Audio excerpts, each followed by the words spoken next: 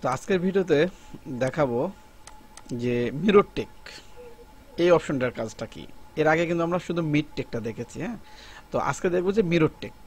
Mirror টেকটা কিন্তু আমরা সকলেই জানি যে মিরর যে অপশনটা সেইটা কিন্তু আমরা জানি, কিন্তু সেই মিররটা কিন্তু আমরা হচ্ছে আমাদের যে এখানে যে মিরর অপশনগুলো রয়েছে সেগুলো দিয়ে কিন্তু আমরা আলাদাভাবে করতে পারি, কিন্তু সুইং অ্যালাউন্সটা কিন্তু আমরা করতে পারি না।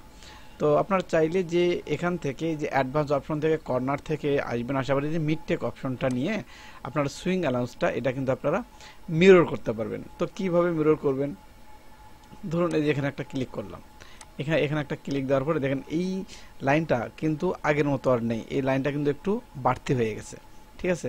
তো আবার যদি দেই, আবার দেখেন কিন্তু আগের জায়গায় চলে গেছে। আবার যদি এখানে দেই, ঠিক ওখানে কিন্তু যাচ্ছে, এই যে।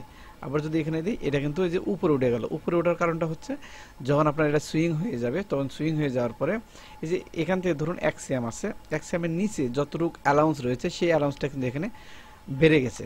কিভাবে বেড়ে গেছে আমি আপনাদেরকে একটু ক্লিয়ার কাট বোঝানোর চেষ্টা করি। ধরুন এখানে আমি একটা ক্লিক করে দিলাম, এখানে কিন্তু হালকা রাউন্ড হয়ে গেছে।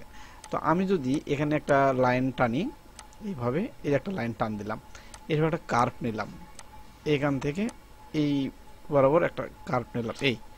এখন এটাকে দেখেন আমরা মিরর করে দেব। এই যে মিরর অপশনটা নেব, এখানে এখানে ক্লিক করার পরে এখানে ক্লিক করলাম, তাহলে দেখেন এই লাইনটা কিন্তু এখানে চলে আসছে। আর এখানে যে রাউন্ডটা রয়েছে সেটা কিন্তু ঠিক এই সুইং অ্যালাউন্সের সঙ্গে কিন্তু সুন্দরভাবে কিন্তু মিলে গেছে।